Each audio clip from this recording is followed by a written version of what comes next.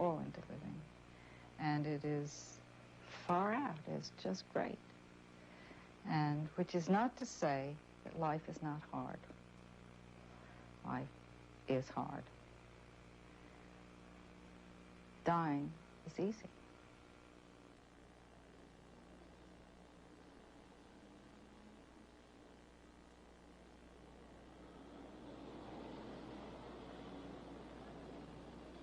Early in 1979, Jo Roman invited 12 guests to her brownstone apartment on Manhattan's Upper West Side.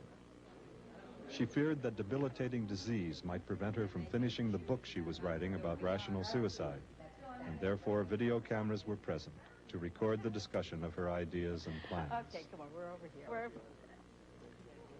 Though some of the guests had not met before, they were all close friends of Jo Roman and her husband of some 20 years, Mel Roman, an artist and professor of psychiatry. It was a Saturday in February, and by coincidence, Jo Roman's 62nd birthday. Okay, so as all of you, my very dear friends, know, for over 10 years, I've had some idea that rational suicide is really an option in life that can be life-liberating and enriching. My favorite metaphor is that it's like an artist doing a painting and wanting to make the last stroke on his canvas. And so I look at one's lifespan as a discrete piece of time, which we can have something to say about, much in the same way that we can decide whether or not to have children, whether or not to marry. And I think we can begin to decide how long we want to live, instead of leaving it to fate and to the scientists who will plug us into machines. So around 1975, I decided that that I would plan to end my life by suicide sometime in the future. Of course, I couldn't tell exactly when. I figured probably around the earliest I could imagine would be at age 70. Today I'm age 62, by the way. And then in March of 1978, to my astonishment, I discovered I had cancer. And at the absolute outset, I knew that that I was ready to end my life. Not yet, but that I would not subject myself or my family or my friends to my going through terminal cancer. I was upset. I felt like I was being cheated out of at least a decade. And I did what I'm sure most people would consider a very strange thing. I didn't tell anyone for 3 months. And those first 3 months were very hard and very important to me, because my nature is such that I need to struggle through some things myself. Somehow from the beginning it's been very, very important to me for the world not to know, and for this to be a very private matter. There are now some 60 people who know, and it's almost a year now, and I really feel that the secret is in the family.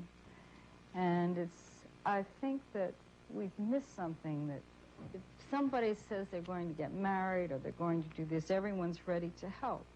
But who's going to help people who are dying except friends? And we have to find a way to enable friends to help people die. And that's what you're all doing. If it was somebody I had never discussed it with, and someone said to me at age 75, I'm arthritic and can't type anymore, and the quality of my life is different, I think I would attempt to discuss the issue with them and in some way dissuade them, but not you. And I think the difference is because of who you are, the kind of thought you've put into it. For you, if you wish to do it, you have the option to do it. As a model for others, as a statement for others, I'd be opposed to it. I'd be opposed to it because I have a lot of questions. Just as I'm not very much in favor of easy marriage, I wouldn't be in favor of easy suicide. I think that I would be troubled about a model which says when problems become really difficult, here's a quick and ready option for you. I don't agree with that. I acknowledge and I also really support your decision to do what you're doing. And I know you as an extraordinary planner and executive. And I can't imagine anyone who could bring the project off with more skill and efficiency and grace And artistry. than you can. And at the same time, I must acknowledge that there's something within me that is at war with that. We're in a parallel process now because Liz's father is in the project of dying simultaneously, and the contrasts between those two projects are quite extraordinary. Liz has thought a lot about that. Yeah, I think about homicide when I think about him. I bet. I bet lots of people do.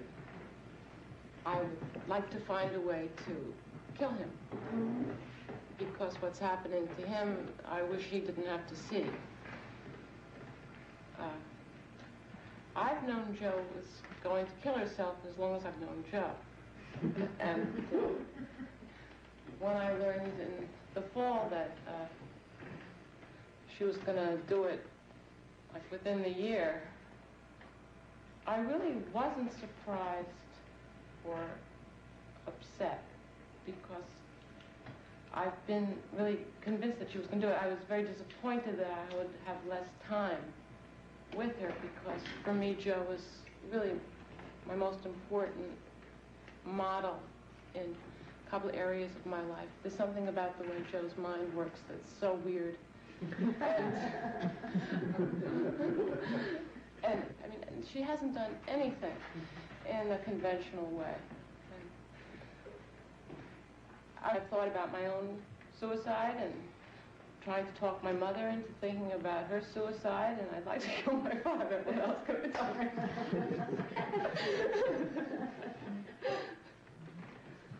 I think the problem I have with a lot of this, Jo, is that I don't agree with you. You don't agree with me? For me. I have a lot of senses of where suicide can be a perfectly valid choice.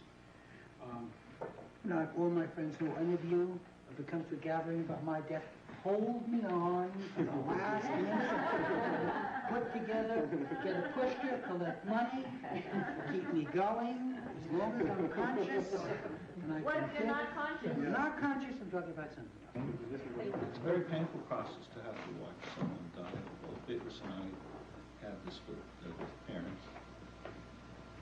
But what Jo is insisting is that you be involved in another way. A more responsible way. That's what we'll Right. discuss. And therefore, it seems to me that we ought to get some kind of reading on this from Mel. It's been very difficult, needless to say. It's hard to talk about.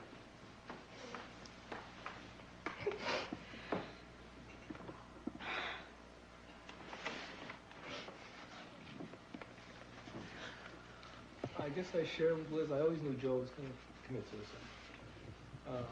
And Jo is an extraordinary person.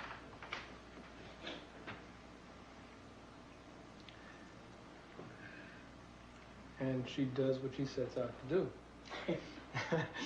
And I think, for me, as terrible as it's been in some ways, it's also been extraordinarily inspiring.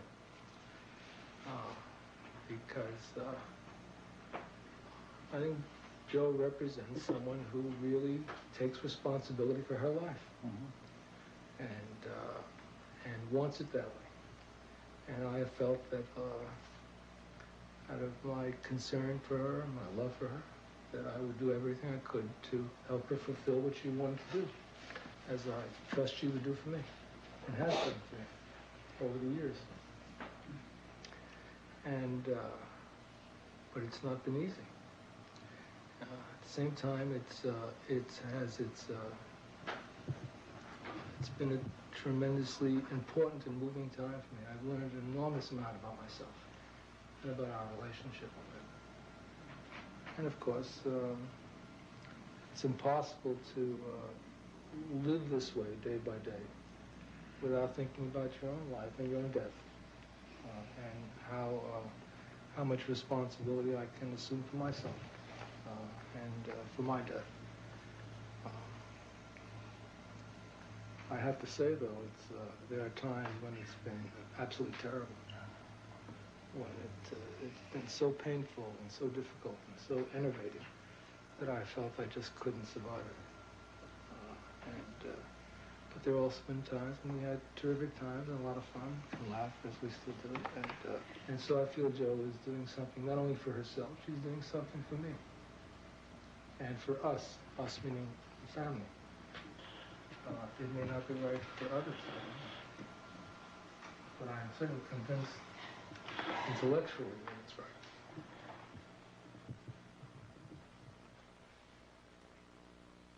I think we at least have to reach the point where we can talk about it and acknowledge it as an option that must be considered acceptable for some people.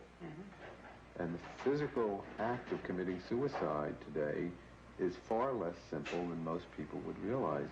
You can do something terribly ugly like jumping off a building and leaving your remains spotted over a street.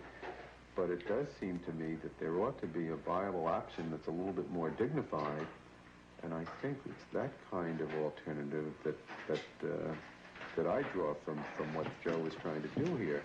That it's got to come out of the closet, and it's got to be dealt with. It's got to be addressed in a fair-minded way. I think you're really getting to something that I care very much about. It's really, society needs to say to people, your life belongs to you. We will support a system that will not take your life from you, but we will also support systems that will not force life upon you. And you have the right to decide whether you want to live and how long. And there we will provide a humane means for you to end your life. We already provide guns and cars and bridges and every other means. So suicide has always been available. It just has not had, people have not been helped to see that there is a positive way of using it. Mary, you're shaking your head. There ain't no way I'm going to be persuaded that I'm going to have a greater responsibility or understanding of death by saying I'm going to commit suicide. It just doesn't work. Well, I would suspect that unless you can contemplate committing suicide and consider suicide as a potential rational option for yourself, I would doubt that you can really face your death. I think that it's very clear that life is consciousness and death is nothingness.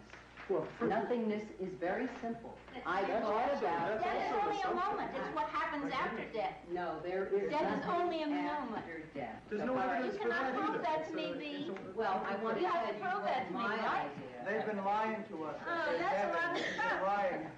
It's just a big Well, sleep. here we have a whole new thing, but, Well, I but mean, my whole notion death is doesn't this. go on forever. Death is only a moment, like so is birth. No, it does. And there's It's a good nothing. sleep. No one's ever slept so well. And for me, it doesn't matter what each of us believes. We believe what we believe. There are some very interesting things about dying. There's sweetness, and there's sorrow, and there's fun, and some of it's very boring. It just gets tiresome, and I want to get on. This guy has a life to live. I think that if I wanted to spare my family, I would go off. I would go off to a beach someplace. I could die by myself. I'm very, very, very clear about that. I love not having to die by myself. I love having the alternative. I don't think you have the alternative. Everybody dies alone. At one level, but I also know that Mel has some willingness to share that moment with me. I was thinking about it last night, sort of interesting. This is how I felt if I had decided to terminate my life. And to me, it was very helpful. Something came through. I think what's always been the issue is my fear of what's on the other side of death, or really dealing with. That would stay your hand. It won't stay mine. Well, if that had been my concern, I began to think about it. I know that I fear death. As a Catholic, even though that in theory, it's a step. We just, we go over the threshold into a new life. I'm inclined to have lived and agree with Tom, and that let me do my living now, And as Murray says, if it's the other is velvet, I'll take it later on. But watching my brother and his suffering, I found out later too that he accepted death. He knew that he was going to die, but he was masking the whole thing to give us comfort. And very difficult thing to accept was his death, you see. And I watched him dying, and I kept thinking, Joe, should we pull the plug? What do you do in a case like this, And it's been very hard for me to accept Joe's philosophy, even though I agree with it. In my heart, I agree with it.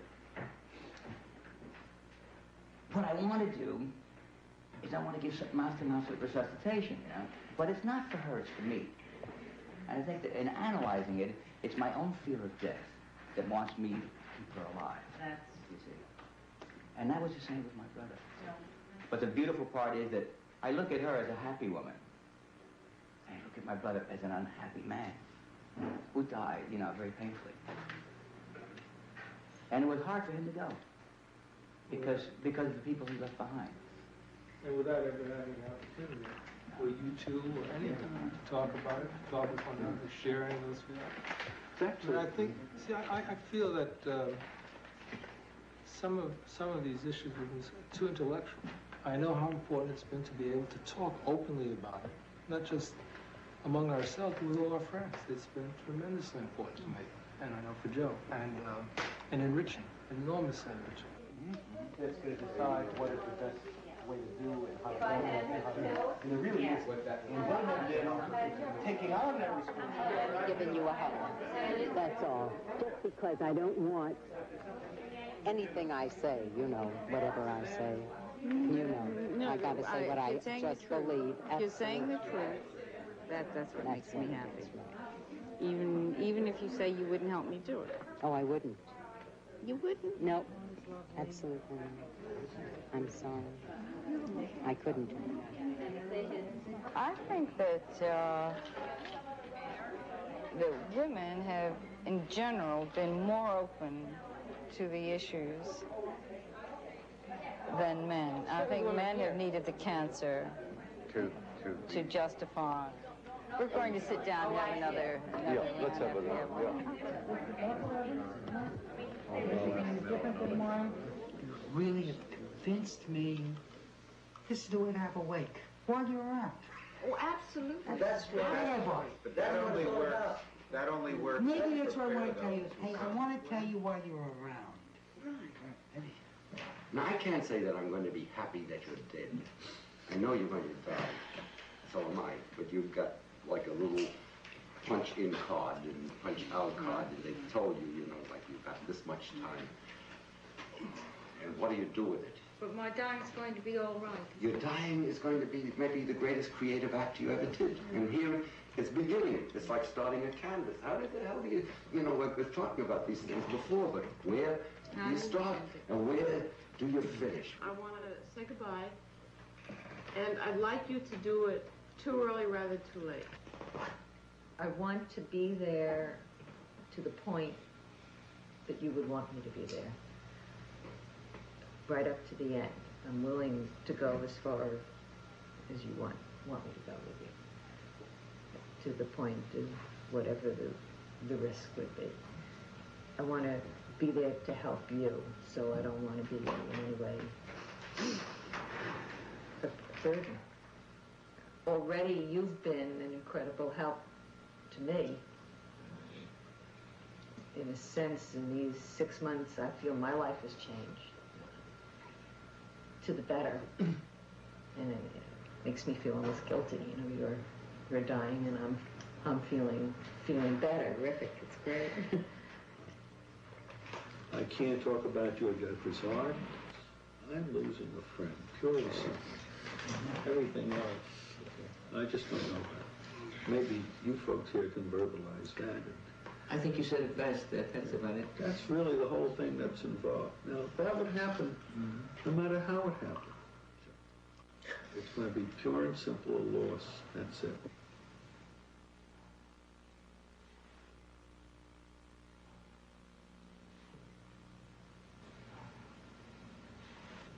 I think it's such a beautiful occasion. It's her birthday.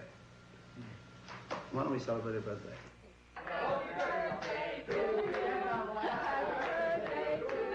I recognize it is peculiar to me that looking at lifespan as a discrete period of time and discovering the value in regarding it as that. And so I see why this idea might come to me before it would come to someone else. Sugar kitten. Super.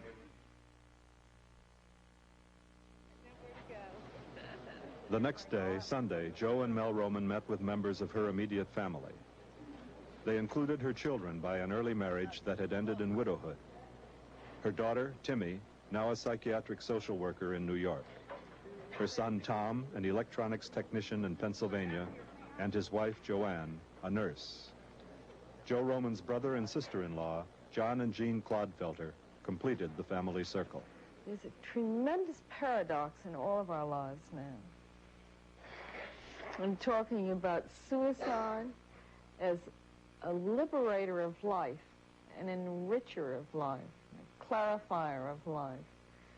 And here it is bringing us all closer, and the closer we get, in some ways we have to say the harder the separation's going to be. Simultaneously, the better the separation will be, the easier it will be, because it will come through understanding and appreciation, and not just regardless of. Generally, I would not denounce it or maybe necessarily advocate it for, which maybe we'll get into later, but advocate it for the masses. But I think in this case it's very apropos. You mean because I have cancer? Well, it gets more complex than that. We get a philosophical attitude for the masses. Accept this concept. I've been bouncing it off of some of my co-workers who are definitely, some of them are very middle American, very, my definition of apple pie, Chevrolet, and hot dogs type of thing, syndrome. They're very traditionalists, very religious people, some of them, and no way. They just can't accept it. I'm the kook, see, I'm the eccentric. I just playing with them a little bit to see what happens. So,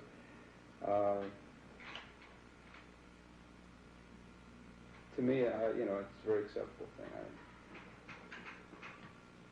I'm not a crusader. I'm not sure how I feel about suicide, except that I know that it's right for you. And there's like a gap where it's right for you, it's not right for me, but somewhere in the middle. There's a transition, and there are people in there that it's right for. And I'm just very pleased that you are not going to suffer because I don't want to see that. It's just very special that, you know, that you can do this, because how many of us feel for people who have to suffer, you know? And I don't feel that anyone should have to. And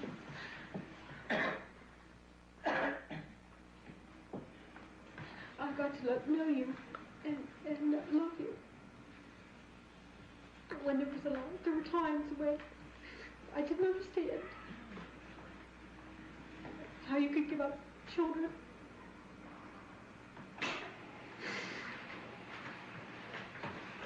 And there was a time when I kept you very distant. And I thought you were doing it. I thought I was keeping you distant. And now I realize that I can love you and that I can accept you. As everyone here knows, I've come to each of you separately to tell what was happening. And as I thought about coming to you and Tommy, I really had, I mean, each telling had its own unique characteristics. But I was close to overwhelmed when I came to thinking about approaching you two, because of the children. I said to Tom, so how are we going to tell Joanne? And Tom says, well, we'll just go tell her. And I said, well, what about, maybe she's going to be very upset. Maybe Joanne's going to feel that the children should never know that their grandmother committed suicide, or it should be hidden, or maybe from your point of view it would be a family skeleton, a terrible thing. At any rate, as you know, we called you, you put the children to bed, you came up, and you just wiped me out. You were so beautiful.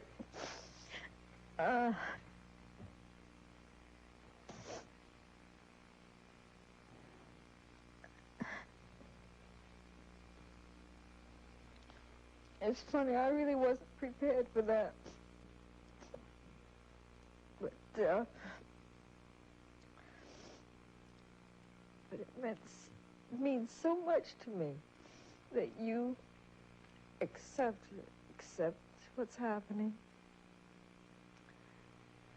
as freely and openly as you do, but that you were so open about it in terms of the children. I just love you and Mel, and I don't know, you were always just like my celebrities. I married into a family of celebrities. I mean, here I have, you know, I always brag that Mel, you know, and Mary Jo, and they just seem like Rock Hudson and Doris Day. I mean, you know, my little idols, there they are up in New York, and I'm related to them. And he's going to be on TV, and I tell everybody. And now I just can't believe this is all happening. I know it struck us very, very hard. I didn't have to relate to it because of my strong religious beliefs. And I told you that I do believe in God, and I do believe in heaven and hell and life after death. And I feel very strongly that if we die, and when we die, that our souls do go either to heaven or to hell. And I feel as though taking of a life, taking of your own life or anyone's life, that you would be damned to hell. And that's what I was brought up with, and that's what I believe. And I do think there's a better place than this, a much better place. And all the suffering that we can do upon this earth is not going to be near the suffering that we could have in tormented hell for eternity. and to hold on to your life and let God take it away from you. Not by your own hand. You've always been a great concern to me over my life, yet you're so far separated from me. And now here we come together. I'm kind of emotional too, that we're becoming closer and closer together and building up to a big bang, you know. I like to kind of commute your sentence you've set yourself to some way to let you hang on until you know you can't stand the pain anymore. You certainly have a terrific brain and a good mind, and why throw a good mind away that can still do some good, even just like bring us together. Maybe next year at this time you could bring us together again and have a better time. I would like to hang in for at least another decade, but I'm not interested in hanging in and devoting my life to fighting cancer. Okay, always have a risk. None of us know what tomorrow brings. True. No. But I know I've got cancer. It is an extraordinarily difficult thing to live with. I mean, Mel knows that the prognosis for me is bad. If I were in my 30s, the prognosis wouldn't be so bad, because chemotherapy is doing some remarkable things with women in their 30s. But the statistics show that postmenopausal women whose breast cancer has spread through the lymph nodes, there's just no chance. Now, obviously, there could be a miracle or a cure, but I've been in a cancer group where I see people and their families who have given up living. I mean, even now I've given up more of my life to the cancer than I want to. I'm on chemotherapy 2 weeks on and 2 weeks off. And those 2 weeks on chemotherapy make terrible intrusions on my life. I do think that all of us should have the choice, but I think you're rushing it. And I can see that it's going to do a lot of good to get this new type of suicide out into the public. I think that there's lots and lots of suicides. I think most of them are brought on at the last minute. They're not pre-planned in any way. When I see people who are forced to live, it's very hard for me not to be able to help them out of this world. I don't think I could do it with my mother. I'm too close to her. But I could sure do it with a lot of people. I could help a lot of people out, but I couldn't do it with my mom. No. Yet I know that she'd be better off if she were gone.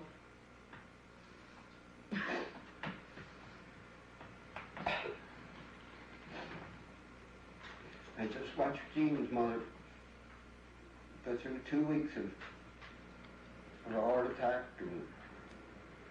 and being hospitalized, and she died. They revived her and put her back on a machine, which was horrible. And she come off that machine. She did talk rational for about a day, but she died then, and it just seemed so useless to start that all up again and keep her going when she could have been gone in peace right to start with. It seems to me, hearing John and Joe, that love is the issue here. And that John could accept you if you were a stranger and say, I love you for doing that. I think you're taking control of your life and that's good. But because he loves you, he wants to hold on to you. And he can't accept you're doing it because he wants you longer. Yeah. We're talking about two different things. We're talking about personal loss, and that is very painful. But that's almost a separate issue from suicide. You need to almost separate them in two. And that we will all feel that personal loss. And each of you is going to have to go through that. This one really has to be. We haven't heard from him yet. Depends a lot talking Or yesterday. Or Timmy. Or Timmy. Timmy. Go ahead, Timmy.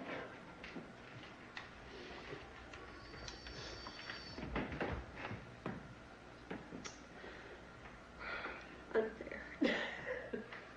True. So, whoever said life was to be fair? I never told you that. You're right. There's, having always been aware that that's the way Jo feels, and that's what she planned for herself, and then realizing that influenced me. A year and a half ago, then I found out that I had cancer, and I had a whole other thing I had to deal with too, and had to really look at life and death, and found out there's a whole lot of things that I can live without, and the ways I want to live and ways I don't want to live again. Wow, living a life where every day you're aware of how you live and the quality of it. Because when I went into surgery, I'm scared to death of surgery. I'm scared to death. I love it. But I wasn't afraid of dying. There's the damn knife I hate. But really, not knowing whether or not I would come out, and then not knowing whether or not I'd be able to deal with what I came out with.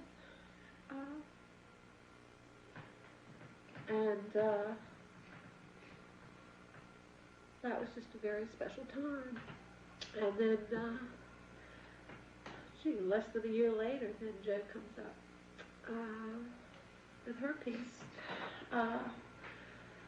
The hard part is feeling, like John said, shut out in time when we feel we've been coming closer together.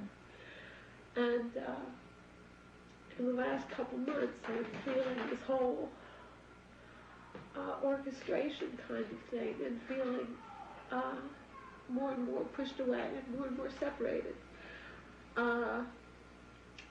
Even to the point where we took a whole day and talked about it when you first told me, but I didn't have time to process it then. It was all too new, and being the kind of person I am, my head was into the practical things and the concrete things and the people I work with who have cancer and the ways that things can be helped, and dealing with things on a day-to-day basis. In the interim, until the time that decision would be made. And then I ended up, as I said, feeling very pushed away. You asked me to do a million things for you, and there's one I wouldn't do. And yet we haven't had that time to be together since that time. And I end up, I feel resentment and anger. And I'm a survivor. I'm a survivor. We're all survivors. And I'll make it. But that doesn't mean I'm happy. And I told you, I wish you didn't have to go. But I understand you do. And I would try to stop you.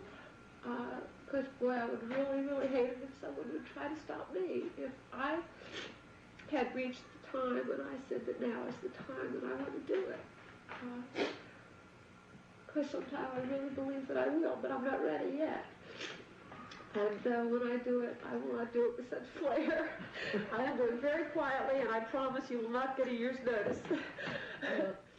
I wonder if the focus on the cancer isn't the way of dealing with the angers. I know I feel anger, and I'm sure others do. So that there must be anger at me, however accepting people may be of my stance. There is some anger that I am making that choice.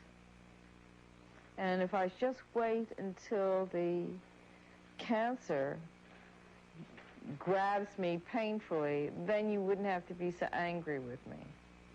You could say, well, it's the cancer, it's not my choice.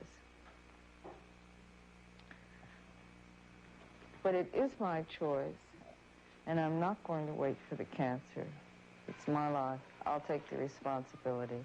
And I'm not interested in having either the last crumb from life's banquet table or to pushing myself up to that risk. Because in the homes that you've all seen, where there are all of those people who have waited hoping that they would die before they got the strokes and the senility and so on, they waited too long. And I'm not going to do that. So at least I hope I'm going to get out before a stroke or before pain. Why should I have pain? I don't want to have a day of pain. I don't want to have a minute of pain. I want to die on a day when I feel well and in command of myself and where I can know that I am making my choice. It's my life canvas, and I am going to end it my way.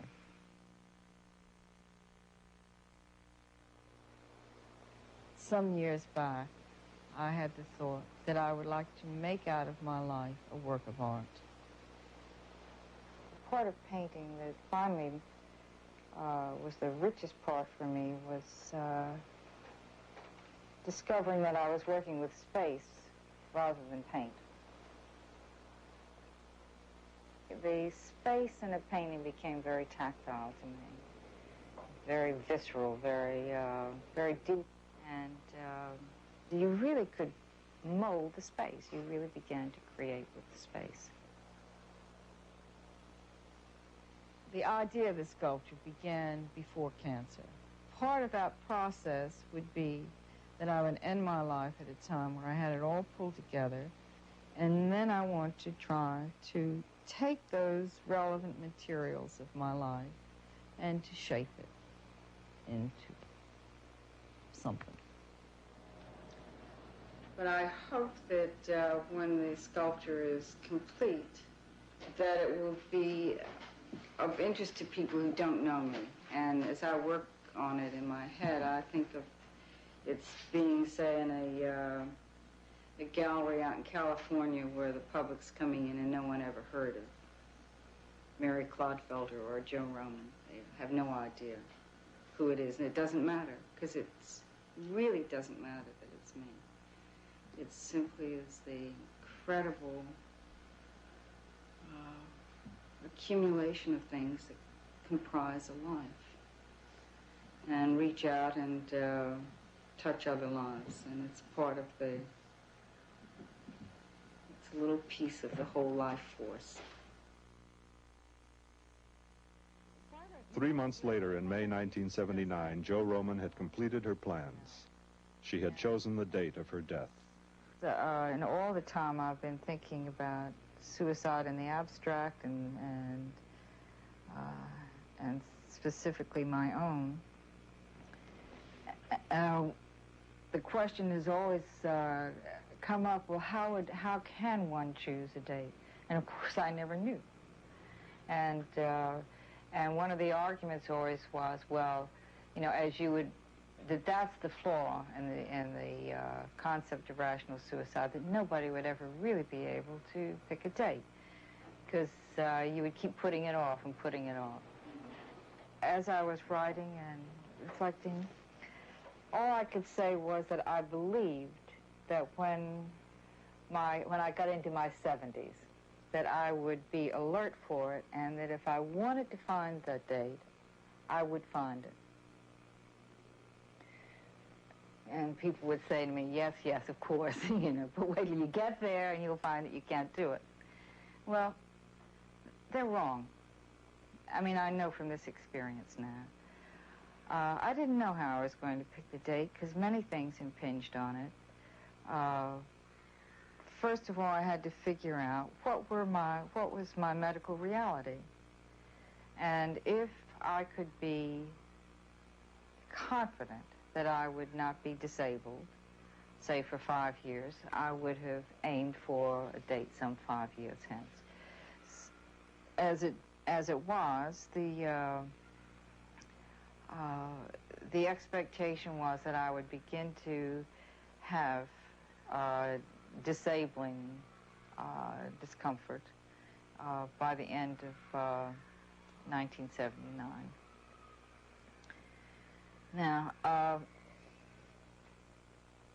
so by the time of the videotaping, I knew it was 1979. I knew it would be this year, but I didn't know how to refine that.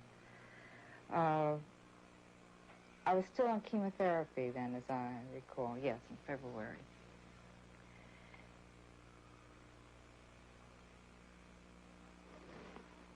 While I was on chemotherapy, I kept thinking, well, I'm having a difficult time finding a date because the medical team doesn't want to let me have one. I mean, they're really opposed to my concept. They're strangers to it. They have, like, no framework within which they can understand that I really do want to set a date. And they're into this, they are programmed to extend my life, no matter what. I already knew that enough about the year 1979, that it was important to me that that Mel's life be as normal as possible. So his teaching term begins in September. He has summer vacation. And so it was logical to me that I should end my life at the beginning of the summer so that he would have the summer to recover. I thought it would be stupid to do it in the fall just as he's trying to get into his teaching. And someone might say, well, that's ridiculous. You're going to give up a couple of months. Well, how close do I want to run up to the edge of pain? I decided I didn't want to run up to the very edge of it and risk the chance of misgauging the time. So by the time I was having that last session with the doctor, I had already figured out pretty much, well, probably the beginning of the summer would be the good time for me. So the question that I pressed to the doctor was, if I'm going to end my life this summer, do I need chemotherapy? The answer is no. But he did a very interesting thing. He said, which part of the summer? And I said, the beginning. And he said, well, that'll be okay. So that, to me, tells me exactly what I needed to know. I could be without chemotherapy, that if I push to the end of the summer, I'm pushing my luck. And so we set the time for June. Now I was into the month. And we came down to June 10th, which is a Sunday. And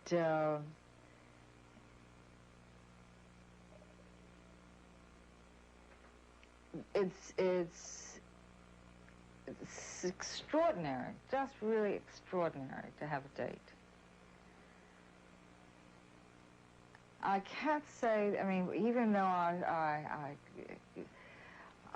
there was something galvanizing about it and something that really was very grabby about it, I never have experienced that as a bad thing. But the first, kind of as soon as that date set, that almost within minutes, I found that's when the countdown started. And you can't do your countdown until you set the date. And I immediately marked the calendar. So the dates on the calendar all have these numbers on them. So today is May 9th, and I have 32 days.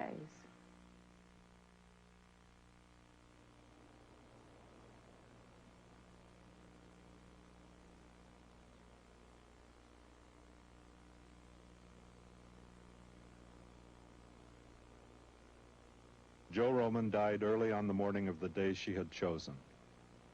12 days later, Mel Roman described her last days and hours. The weekend was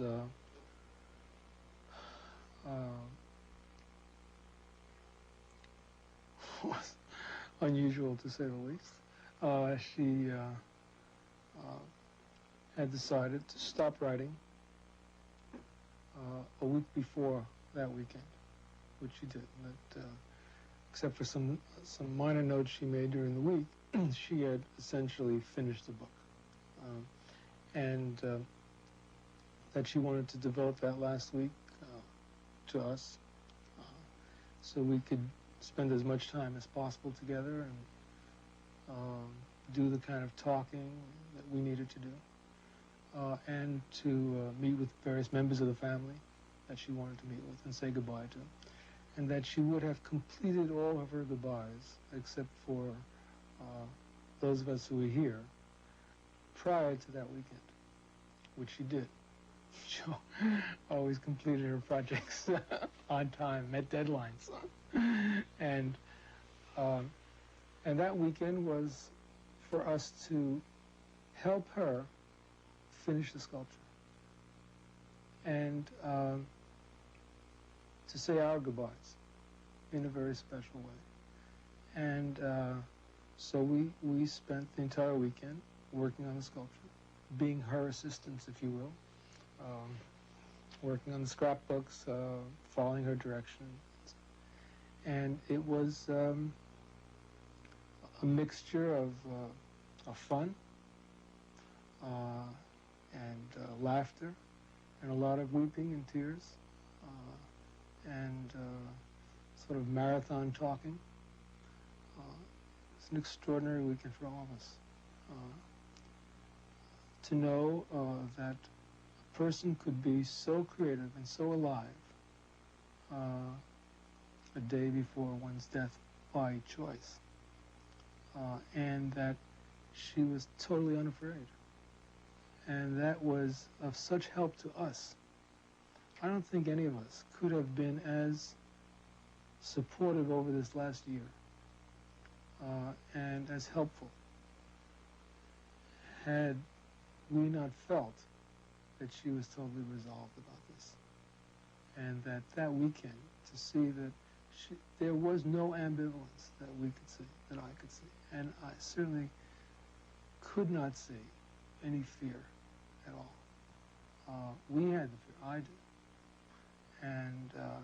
And we had the imminence of a great loss.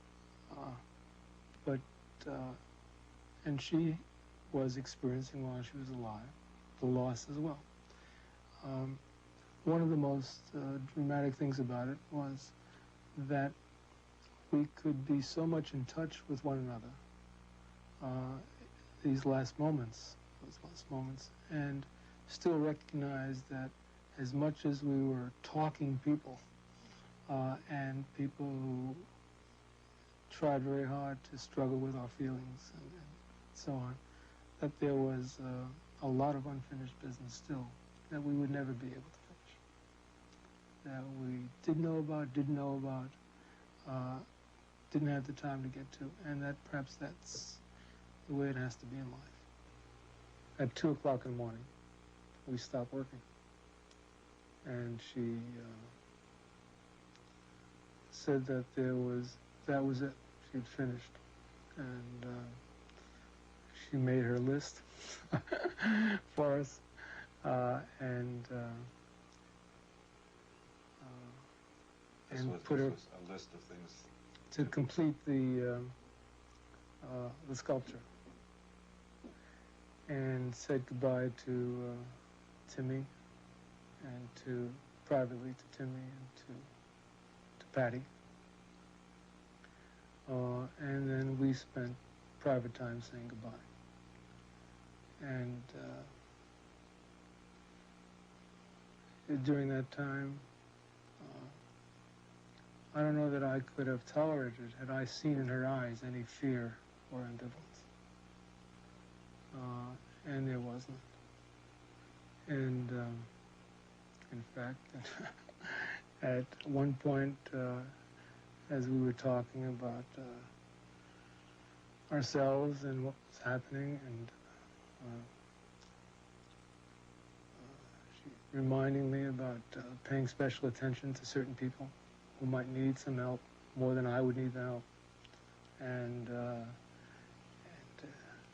people who she knew did not have a support network of their own or hadn't had opportunity to talk with people, kept this quiet as a secret or as a special issue. She hoped I would make the time to pay attention to them and to help them through this period. At one point said to me, you know, there's a piece at the bottom of the sculpture that I thought should be black, but I don't really think it should be black. I think it really should be green. So would you remember that? I said, how could I possibly forget it? She said, well, great. She said, it really should be green. I said, it'd be green.